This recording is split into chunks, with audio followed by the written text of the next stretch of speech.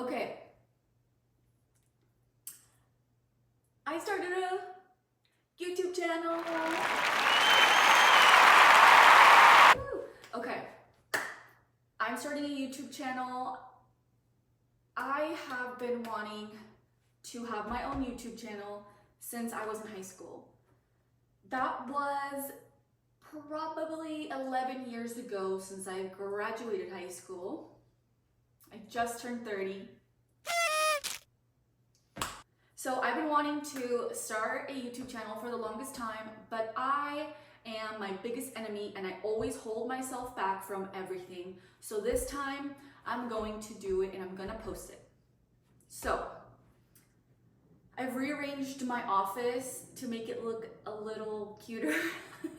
That way I can, I don't know guys, I'm trying to be a little professional. So, okay, I'm wearing my comfortable shoes. This outfit I'm wearing for a reason because it's part of the story I want to tell you guys. This YouTube video and the videos I'll be making in the future will be me oversharing way too much personal information.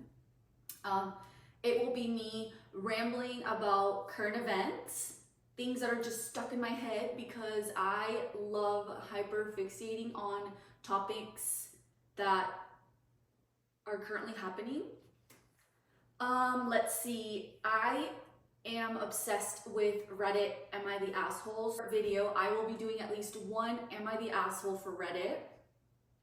Also, I have a Celsius because I need to have a drink. So not sponsored, hopefully sponsored in the future.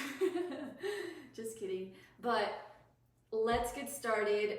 First of all, my name is Emily. I am 30 years old. I am married. I have been very happily married for 10 years to my wonderful husband. I have 2 kids. I have 2 boys. One of them is 10, one of them is 8. The reason I'm doing videos, I plan on doing this once a week because this is my me time. This is a time that my boys go to school and I want to just chat with you guys. I want to chat. I don't know. I want to yap about everything happening. Honestly, in my brain, I'm probably talking too much already right now. I don't have any friends. So you guys are my friends and I hope that you guys want to listen to what I'm saying. So I tried to be as professional as I could. This is my son's iPad that he has gracefully let me borrow. Just kidding, he actually doesn't know I'm using it. So I have my Reddit stories as well as I have notes on Diddy because I have been keeping a timeline about P. Diddy. I am currently obsessed with the topic of P. Diddy since he got arrested. So I am obsessed with P. Diddy. These are the notes I've taken so far. Quick thing about me, I have a 5-second brain. So if I have read something or heard something on TikTok and I was so eager to tell you guys and I didn't write it down, when I tell you, it will be probably 20% true. But expect me to correct myself a lot on the next videos when I realize what I said was not true. So that's just how I am. There's nothing really I can do about that, but anyways. Okay, so I want to start off by telling you guys a story, quick story time of Mexico, because me and my family went to Mexico for my 30th birthday about a couple weeks ago. So we ended up staying at Garza Blanca in Cancun. It was so much fun. Actually, maybe this won't be quick because I want to tell you guys the whole story in detail because I thought it would be cool. So my husband and I planned Cancun, Garza Blanca. We did so much research, aka TikTok and YouTube, about the resort because we wanted to stay somewhere that has good food. Because for us, since we're traveling with children, we don't care about the clubs, we don't care about the bars. We want good food. So we choose our hotel, we choose our flights, and my husband surprises me with first class tickets. So I was so happy. Also, my husband's the kind of person that can't keep a secret, so he has to tell me right away. So I knew right away that we were gonna be flying first class. So I had to get my outfit ready because I am a list person. I have to make lists for everything. I have to have a list. So made a list of everything, picked a cute outfit, because first class, I was like, I want to look cute, you know? So day of the trip comes, I thought it looked so cute, and we go, they call first class people up, of course, they call them first, so I get up, I'm waving goodbye to my husband and my kids, and they're watching me board first, which was, I felt so bad, I could not stop laughing. I couldn't stop laughing at the fact that they were still waiting to board, and I was like,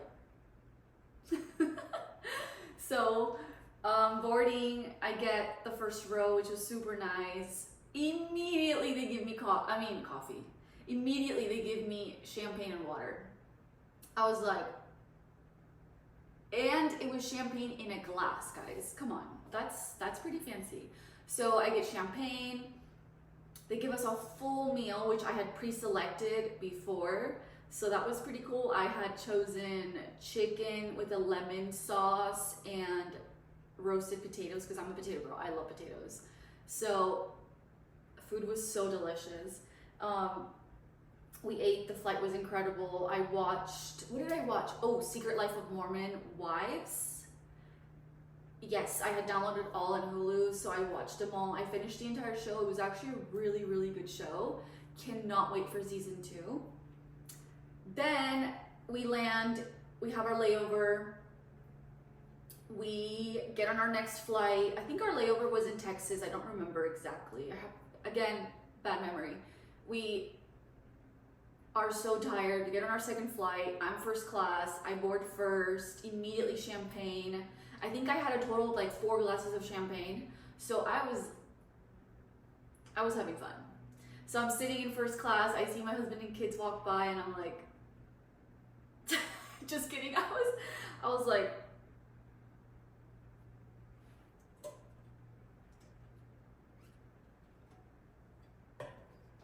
just kidding.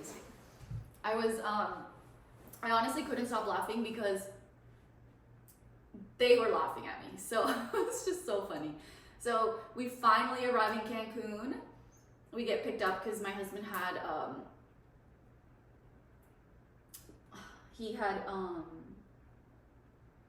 what is it called? He had pre-booked everything, transportation, whatever. Anyways, not relevant. We get to the hotel. They, of course, greet us with another glass of champagne. My kids get like a fancy mocktail. We get our bracelets. We arrived a little bit too early, so our room wasn't ready yet. So they told us just go grab lunch and hang out, grab a drink, whatever. I was wearing like a baby tee, black baby tee, and like low-rise flared leggings that were black, and my Uggs slippers.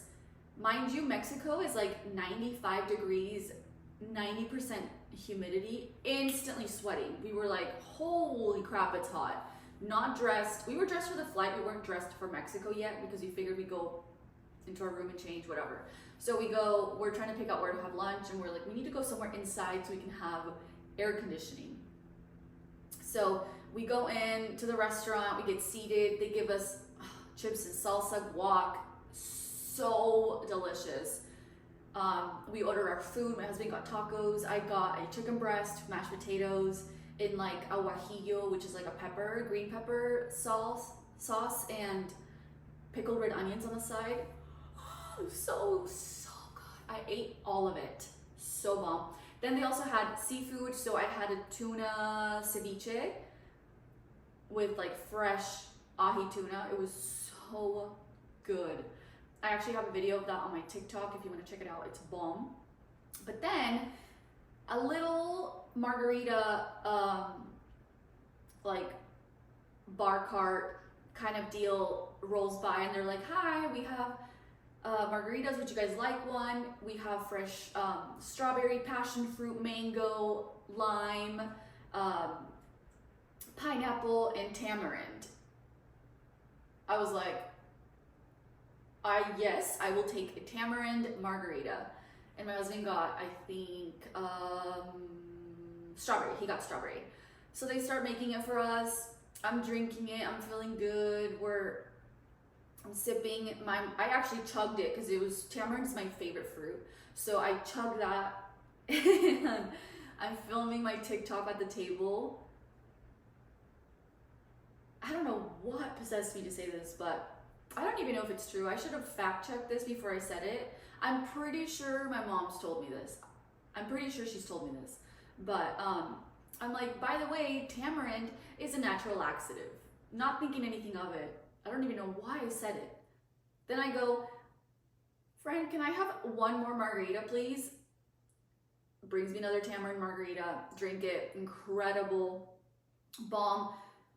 We were so full from eating all that delicious food. We go back to my husband gets a phone call that our room is ready. So we go back to our room. Our room's incredible. We have a hammock in our balcony. We have this giant suite with a rain shower and a giant bathtub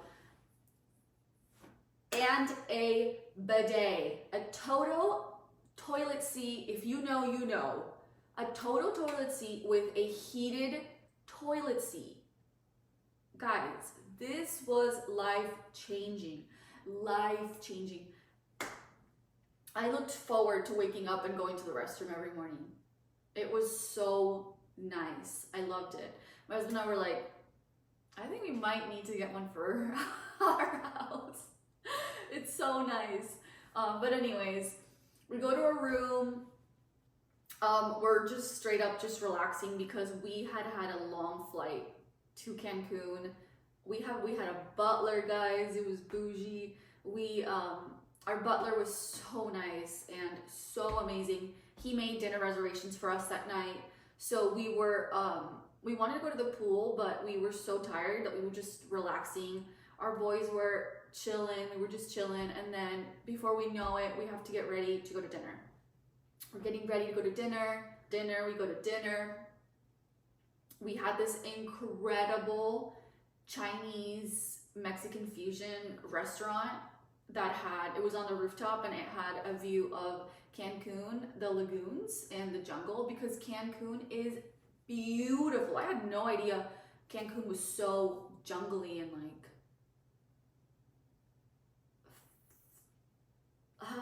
not forest. There's just a jungle, and it was so green and it was so beautiful the entire time. So it was a view of the jungle and the lagoons, or the view of the beach. So we chose the lagoon jungle because it was just incredible. We get our food, it was amazing. Then we finished dinner and we're tired, of course, it's our first day, so we call it a night. And we go to bed. So we go to bed and why can't I get comfortable? Okay, there we go. We wake up. I woke up feeling full for some reason. You know, like when you wake up and you feel so skinny and ready for the day. I woke up feeling not the best for some reason. Not like physically or anything. I wasn't hungry. We woke up, we went to breakfast. It's my boy's favorite meal. My husband loves breakfast. I'm not really a breakfast person, but we go to but when we're on vacation, I'm going to breakfast, okay? We go to breakfast. They have an incredible breakfast buffet at the hotel. It's so good. I didn't eat any food because I wasn't hungry, but I did have a coffee. Yeah, I'm pretty sure. Ew, I think I just sneezed on me. Anyways, I had a coffee, it was good. Then it's time for us to go. I told my husband to get the check, and out of nowhere, I need to use the restroom right now. I was like, I need to go back to the room and I cannot wait until you get the check. And he's like, what? I'm like, I don't feel good right now. I need to go to the restroom right now. And mind you, the breakfast place is not that close to our room. It's probably like a 5-minute walk. So I get up, I go to the room, and I'm like, you guys know exactly what I'm talking about. You know exactly what I'm talking about when you're like, I need to go now. So I go to the room, I make it. I go to the restroom, incredible because of the heated seat. I use the restroom, it's TMI, but it was water. I figured maybe I ate something bad yesterday that just didn't sit well in my stomach, but whatever, I felt fine. So I use the restroom, get up, go sit down. Mind you, I'm wearing this outfit, guys. This is where the outfit is important. So I sit down, my husband comes back with my kids from breakfast. He's like, are you okay? I'm like, I don't think so. I think I might have food poisoning, which I was hoping I did not have it. I'm like, please, please, please, please, please, no food poisoning, because I think it could ruin my entire trip if I had food poisoning. I think it lasts for at least a couple days, I think. So I'm like, no, I ate something bad. And it was on the first day. I was like, no. So I'm sitting there and I'm like, no, I'm okay, in denial. My husband goes, do you want to take an Imodium? And I'm like, yes, actually, I'm an overpacker. So I have like a little bag full of medicine for like, just in case you get nauseous, Advil, and Imodium when we travel. I always carry those 3 things. I pop an Imodium, I have to go to the restroom again 3 times. So I've gone to the restroom 3 times within maybe an hour. Okay. My youngest wants to go lay on the hammock, so I go lay in the hammock with him, wearing this romper. So I'm on the hammock. It's so hot outside. I'm over it within 10 minutes. Get up, get inside, and I go to our bathroom. I'm like checking myself out. I'm like, I look so skinny because I went to the restroom 3 times. You know you look skinny after you use the bathroom. So checking myself out, and I'm like, oh, I have to fart. I'm gassy. So farted twice. Didn't think anything of it. My husband goes, let's go to the pool. Let's go to the water. Let's go to the ocean. I'm like, okay. Our hotel had this like super, super cool inflatable course on the water in the ocean. That was like, oh, what is that word? It's like a wipeout in the ocean. So we were super excited. We're like, we have to do that. We have to. And I'm like, okay, I don't feel the best, but let's go. Hopefully the Imodium kicks in by the time I want to go in the water. So we start getting dressed. Well, my husband, my kids get dressed. Now it's time for me to get dressed. So I take my romper off. Then I take my underwear off, and I'm like, wait a minute. Why is my underwear wet? Mind you, I was outside and it's so hot and humid that you instantly start sweating. Instantly. But I don't sweat a lot. I don't know why. Maybe because I don't drink a lot of water, but I don't sweat a lot. So for me, I was like, this is weird. So instantly I go, oh my God. I shouldn't have farted. Why did I fart knowing my stomach was not okay? And my husband goes, what are you talking about? I'm like, I just sharted my pants. Guys, I had to throw my underwear away. I was so embarrassed. This is the first time I've ever done that as an adult. That's a big deal. My boys thought that was the funniest thing in the world. The funniest thing ever. Ever. So wrap it up in a little baggie, throw it away. Romper thankfully had nothing on it. Nothing on it. But now every time that I wear this romper, my kids tell me, is that the romper you sharted in? So that was embarrassing. So we go to the pool. No, we go to the ocean. I feel this is when like the symptoms started getting worse. And I was like, I think I'm gonna puke. And my husband's like, well, me and the boys are gonna go in the water. Just sit down, relax. Maybe you shouldn't go in. I'm like, okay. So I'm sitting there, worst FOMO of my life. I'm dying. They are getting up the inflatable course, falling in the water, slipping. FOMO. When out of nowhere, the freaking Imodium kicks in and I feel better. And I'm like, okay, I feel way better. So I finally get to go in. I had to wear a freaking life vest because it's one of the rules, even though you know how to swim, which kind of sucks. So I'm swimming over there to the inflatable because you had to swim a little ways, you know, because it was like in the ocean. And the pressure of the ocean somehow made my stomach feel so much better. So I just felt better, which is great, until I had to get on to the inflatable course. Oh my goodness, I did not think. I work out a lot.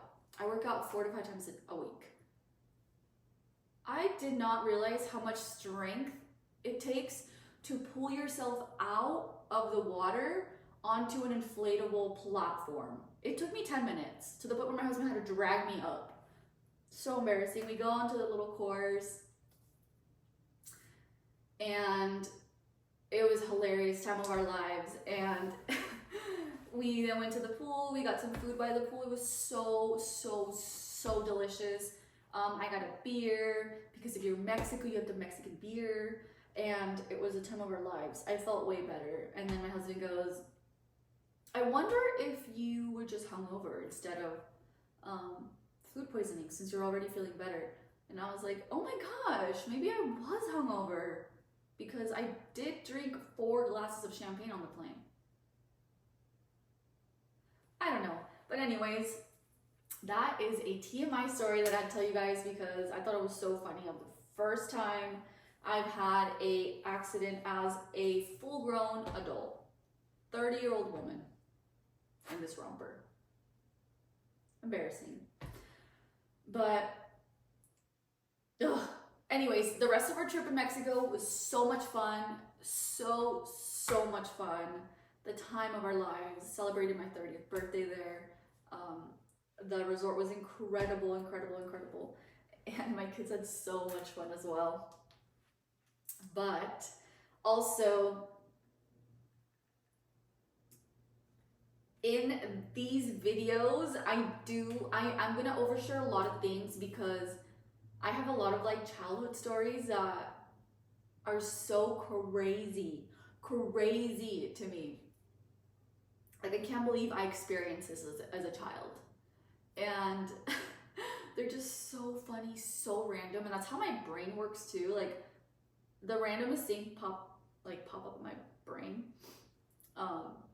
So the one story I want to tell, and I hope that it's not too inappropriate, because if it is, then whatever, I don't care, I guess.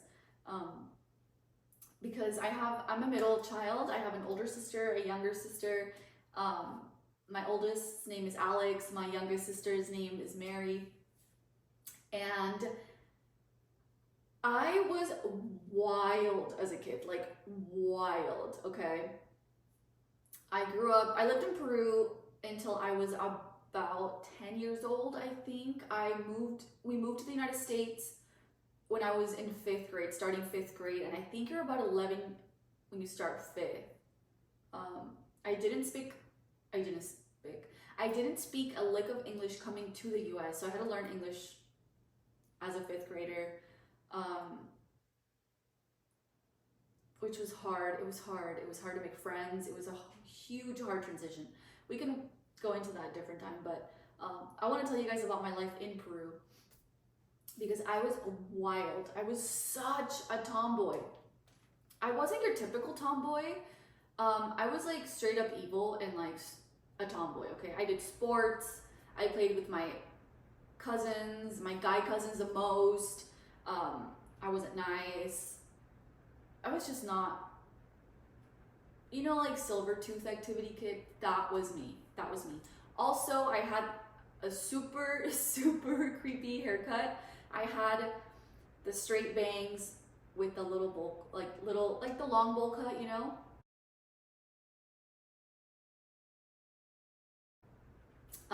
And I was just wild. I was wild. I was this little white Peruvian girl running around the streets of Peru, running all my, like bossing around on my cousins. But I was a tomboy, but I loved a crop top, a skirt, high heels, and well, let me start off by saying the story about my first thong, because I think that's wild. I don't know why this popped into my head the other day. It just did randomly, and I had to tell my sisters about it. I was like, guys, remember how little I was when I got my first thong? Like, I cannot believe I got my first thong when I was about 9 years old. 9 years old, I got my first thong. First of all, culture in Peru is different than America. This in America would never be allowed, of course, never. So the reason I got my first thong at 9 years old and why my mom allowed it was because it was New Year's in Peru. And where I come from, we have a New Year's tradition where you wear a specific color of underwear. And that signifies, so you wear that New Year's Eve until New Year's Day. And whatever color you're wearing of underwear symbolizes something. So green is money, red is romance, yellow is like good fortune. Yeah, good fortune for the year. Happiness, all that. So my mom always had us go with her to the market, like a little flea market style, because the town I grew up in Peru was really underdeveloped and it was a very poor town. So we would go to the market, and I remember choosing a yellow underwear, and I remember seeing the thongs and begging my mom to let me have one. Begging. And she was like, no, why would I let you buy a thong? And my sister's a couple years older than me. My older sister's a couple years older than me. And I've always looked up to her and my older cousins in Peru. My other older cousins were like 16, 17. So they were wearing thongs. So I saw this thong and I was like, I need to have this. I need it. I have been wanting this my entire life. As a 9-year-old. Nine-year-old. So I finally convinced my mom to let me wear it. I think I was telling her, like, this is just one day. I'm only gonna wear this for one day. You can literally take it away from me if you want. She finally cracked. Honestly, I think she just stopped paying attention to me saying please. That she was like, okay, fine, whatever. But I think it was like 20 cents for this thong. I wore that thong so much. It was my favorite thing in the world. It was like more of like an internal thing for me, because obviously I wasn't out there showing anybody. Honestly, actually, I think I did show my cousins that were my age, because I grew up with 2 cousins that were my age. They were a year apart, so we grew up like sisters. Because me and my little sister have a huge age gap, so she was just a baby. My older sister was with my older cousins, so I grew up with my 2 girl cousins, and I'm pretty sure I showed it off to them. But besides that, I wore that thong so much. I have this vivid memory of me wearing this freaking yellow thong. And I think it's wild that I was 9 years old wearing it. That's insane. Insane. On top of that, I also, I was a kid that my mom let us wear whatever we wanted. We wouldn't go shopping. If we liked something, she'd be like, sure, wear it, whatever. It's just clothes, you know? Well, we lived in front of the beach, so, and where we, in the town, it's tropical pretty much the entire year, so you're always wearing shorts or, you know, little crop tops and stuff, so it was more normalized. But I will never forget, I used to have this one pair of heels. They were these black wedges with, so the best way I can, okay, I'm gonna try to like describe this. Black wedges. They were about this tall, not joking, 4 to 5 inches tall. And then the top of the wedge was this like woven red material that was stretchy so my foot can go in it. I wore these heels every day. I don't care if I was going to the market to buy bread, going to my cousin's house, going to my aunt's house, going to play soccer, going to the beach. I wore these heels every single day and I thought I was a baddie. I was like strutting around these little heels. Actually, they're big heels, running, playing soccer with these heels, terrorizing my cousins with these heels. And I'll never forget this one time where we had visitors from, they were family friends from Austria that came to visit. And they had kids. They had 2 boys. One of them was my age, and then they had a younger child that was maybe 5 or 6. The oldest was cute, so I was like, oh, I need to go home. I need to put my heels on. I need to put a crop top on. I need to put little shorts on. Me and my cousins all were like, we need to go get cute. So I went home, put my heels on, my little crop top, my shorts, and these kids didn't speak a lick of Spanish. So there's no communication, right? So I'm standing there in my little bowl cut, in my heels with my cousins, and and then in Peru, our doors were always kept open in like the houses, and they would use a brick to hold the door open as like a door stopper. And I remember standing there in the doorway, like thinking I ate, like, you know, in my little heels, and the little boy grabs a brick and hits me in the head. Literally grabs a brick, hits me in the freaking head.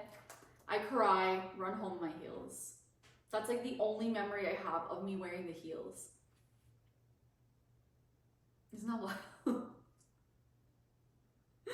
Why do I have this specific vivid memory of me? I don't know, but I'm pretty sure a brick to the head would probably make you remember that too. And then I don't think I saw them again. Yeah, I don't think I saw those kids again. Wild. But I was a little baddie when I was little, you know? I don't know, I was just built differently, I guess. But I have so many crazy stories from when I was little. I'll try my best to be like descriptive and stuff because I'm not the best storyteller, but I hope you guys at least understood what I was trying to say.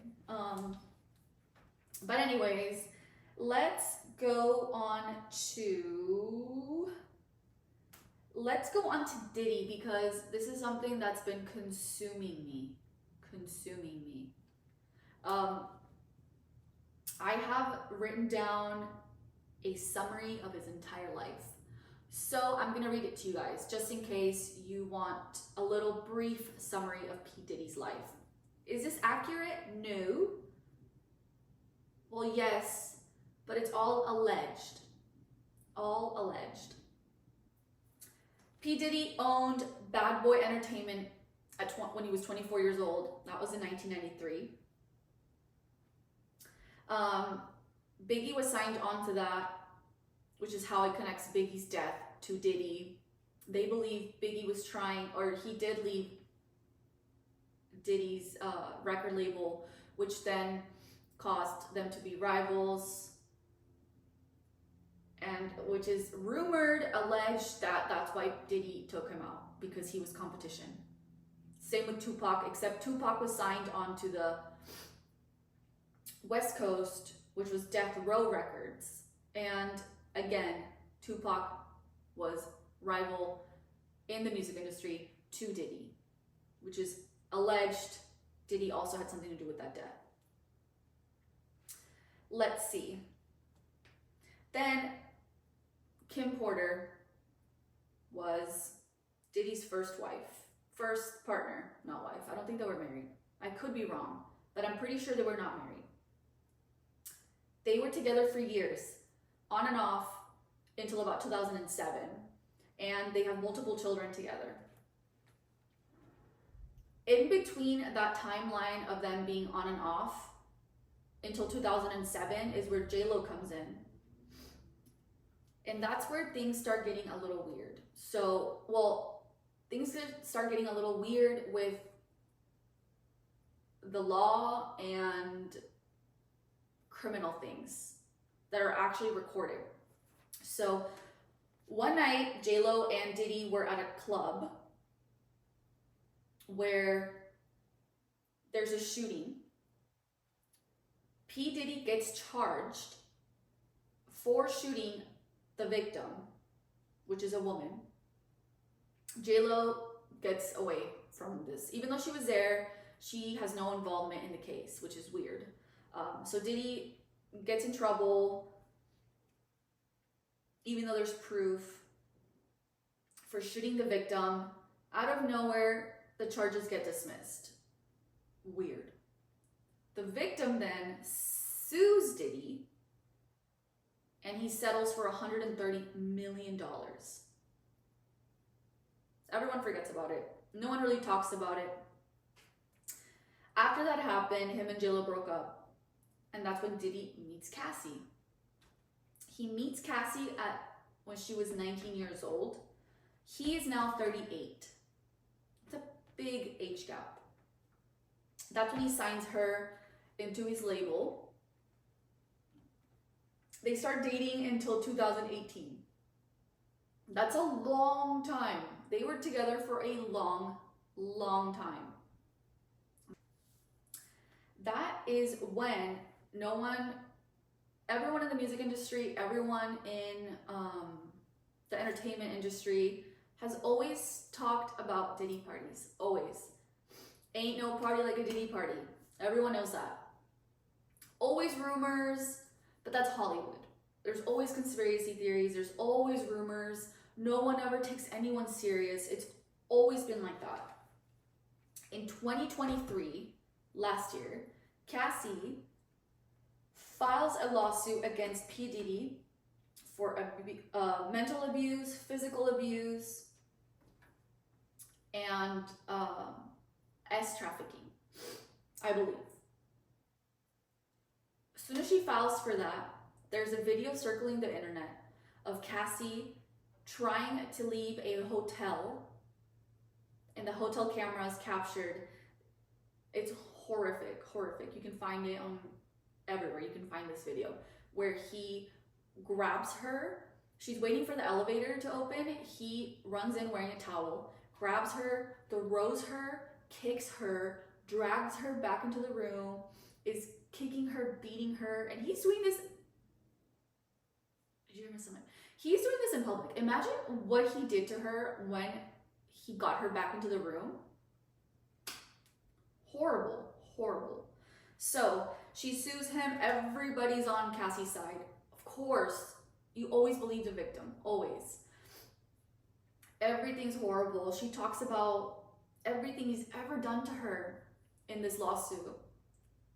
The fact that she was drugged, forced into doing horrible things with people, and pretty much just she was held captive, honestly. It was just horrible. So last year she sues, they settle, and she gets so much crap. She gets so much crap for settling in court. Everyone's like, that's weird. Like, was she doing this for money? Like, I'm so confused. Which is, first of all, horrible to assume that from a victim of abuse, you know? I think, so let's see. I think his lawsuit opened up the door for other victims to now be like, wait a minute, if she can do this, I can do this, you know? So that picture of Cassie walking out of that courtroom with a smile on her face, even though she had settled, to me spoke so much, because I feel like she knew exactly what that lawsuit would lead to. All the victims coming out, the feds filing a lawsuit against Diddy. She's so strong for doing that, and I'm so happy that she was able to find the courage to go against someone that abused her for so long. Let's see. So yeah, so then March 2024, which was a couple months ago, Homeland Security raided Diddy's home in LA and Miami. They took so much evidence.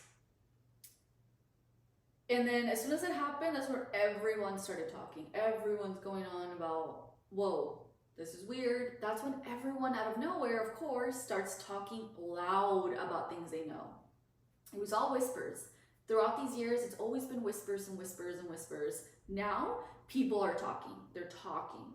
So, September 16th, 2024, this year, P. Diddy gets arrested. New York, Parks Hotel. He gets taken by the feds. His charges include racketeering, trafficking, conspiracy, transportation to engage in P-tuition. Fill in the blanks. Now, everyone's not talking. Everyone's yelling. Everyone is now telling their truth. Every single person. The documents have just been unsealed, so now we're finally able to read the actual description of the charges. And when you get sued by the federal government, it is a big deal. The feds don't charge anyone unless they know they have sufficient and enough evidence to win the case. The feds have a 95% win rate. So Diddy's chances right now are not good at all. So if he's found guilty, he is looking at a 15-year to life sentence, which I'm hoping he gets life for all of the horrific things he's done. Let's see. So as soon as he gets arrested, he files for bail because he wants to get out. Denied immediately. The feds told the judge that if he is released on bail, he will be most likely blackmailing victims, trying to mess with our case, and you never know, he might try to flee. Diddy's lawyer filed an appeal to the denial, which stated that they would turn in his passport, he could be on house arrest, and that he was cooperative the entire time, which to me is just crazy. Like, he knows he's guilty, so he was just there. Like, it's just...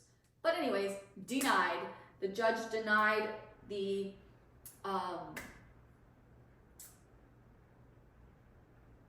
he denied bail for the second time. Thank goodness. So... Then, let's see.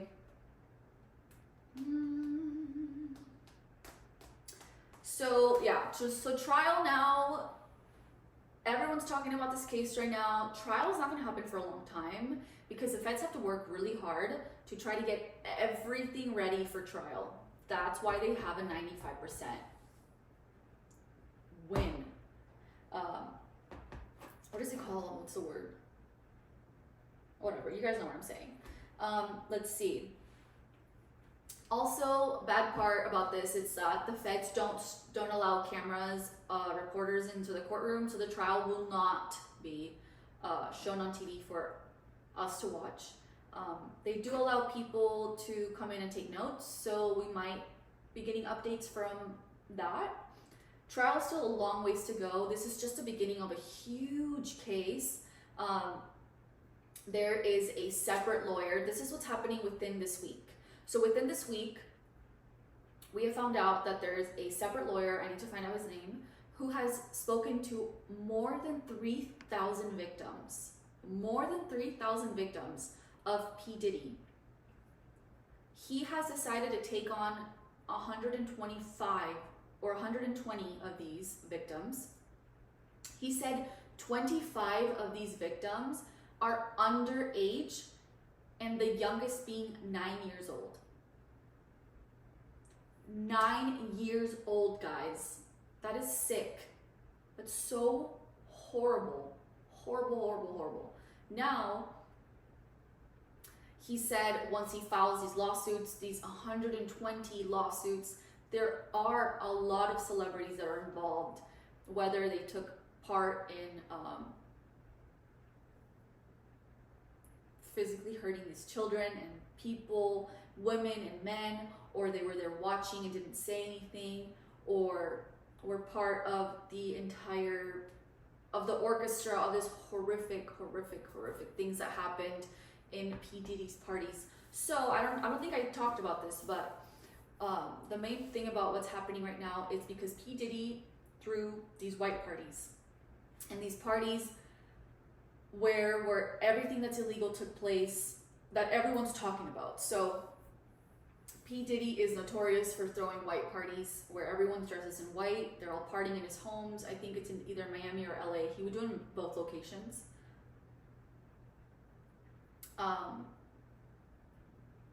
Crazy, but when the bad stuff happened was after the party, because he would have his kids and like celebrities would bring their kids too. But as soon as it got dark, he would tell everybody, party's over, now it's time for the after party. If you would like to stay, feel welcomed. If not, my kids are leaving. Every kid needs to leave. It's time for the after party. So a lot of the things and the victims that are coming out are victims of the after party and things that P. Diddy did in private as well. Horrible, horrible, horrible.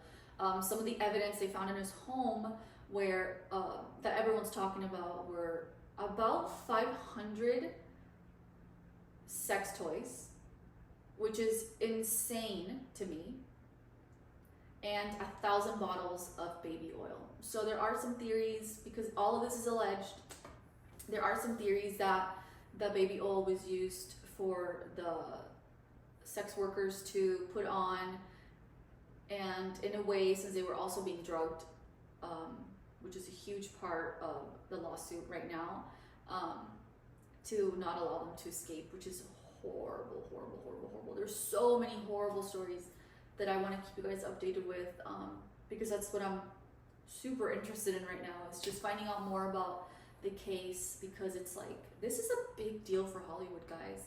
Once they release these names, it's gonna change a lot of things in the industry. And some people that are involved, or it's just so crazy, but it's really, really sad, honestly, all of the victims and stuff. But that's what I'm being consumed by right now. It's this whole P. Diddy case that I'm researching, because I find it so incredibly twisted and sick how all these connections, and like we all know Cat Williams has always been joking about P. Diddy and stuff, but now that's like come out and he's in jail, it's sick, honestly, to know that the things that people were joking about weren't jokes. So that's what's consuming me right now. Let's see. And hopefully I wasn't rambling on about random stuff, but whatever. That's just how my brain works. And if I forgot something, I'll probably mention it on the next video. Also, hopefully this video doesn't get flagged, because a lot of videos on TikTok have been getting flagged if you are speaking about Diddy. But again, everything I'm saying is alleged. So let's get on to this Reddit, am I the asshole? Because I saw this and someone had posted this with updates, 4 updates actually, so I thought that was pretty cool. So let's get started. So, am I the asshole for putting my coworker in the hospital and almost killing her?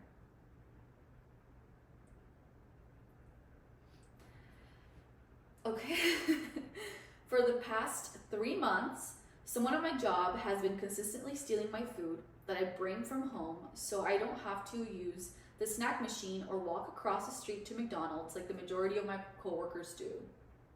If someone's stealing my food, this is just the first sentence. Yes, you are not the asshole for almost killing them. Just kidding. Okay, let's keep going. In the first month, I noticed someone had been gradually taking some of my food. 1 out of 3 slices of pizza gone, 20% of my soup gone, Cheetos bag completely gone, etc. Didn't think much of it and simply decided to now attach a please do not touch paper sign on my stuff. In the second month, at the start of the month, my food became untouched but progressively went back to the usual. At the beginning of the third month, I asked my coworkers if they had taken or knew who was taking my food, and no one had a clue, which is kind of believable as most of us take our lunches separately. I decided to eat McDonald's or go to 7-Eleven and stop bringing food, but then it started fucking with my financial stability. That's totally understandable too. 10 to 12 days a paycheck, parentheses, 14 days, consistently buying food, question mark. I decided to take matters into my own hand.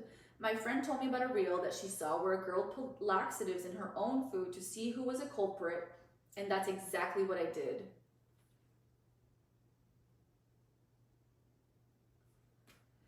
Oh my gosh. What I wasn't expecting was for the girl, late 20s, to have an allergic reaction to an ingredient and ended up going to the hospital.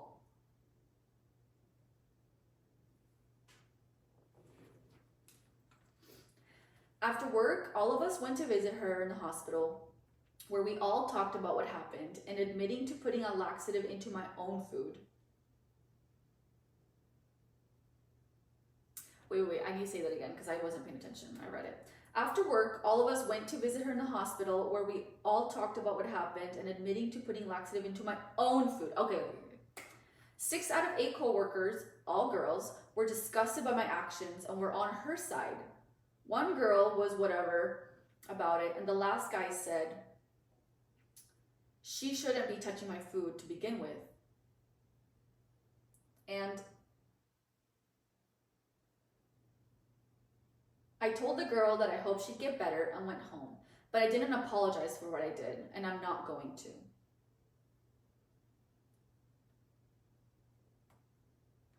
Today, my day off, I received a phone call from our supervisor, who I spoke to about my issue between after the first month, and told me she can't help me there because she's not our mom, and essentially told me I had to apologize to her or else I wouldn't be able to come back to work until I do. What? And I'm assuming if I take too many days, I'd just be fired for not coming to work. That's fucking crazy. So she's pretty much saying that she told work someone was stealing her food, and they told her I'm not your mom, so I can't help you with that. That's crazy. There's theft going on in work. That's weird. I don't think she's the asshole because, first of all, how is she supposed to know she's allergic to anything when she's putting it in her own food? Her own food. That's being stolen. I don't think she's the asshole. Maybe you guys do think she is. Let me know. But I do not think she's the asshole because she had every right to do whatever she wants to her own food, her own property. Definitely not the asshole. If anything, the girl's a thief. She should be fired or should apologize to her for being a thief and stealing. But anyways, what do you guys think? There are updates, so let me start with update number 1. It says, I just received a text from my SV telling me, what's SV? Supervisor? I think it's supervisor. Is it supervisor? I just received a text from my supervisor telling me the coworker doesn't need to apologize, and it's up to her discretion if she chooses to apologize or not for stealing my food. She should definitely apologize for stealing. Update 2.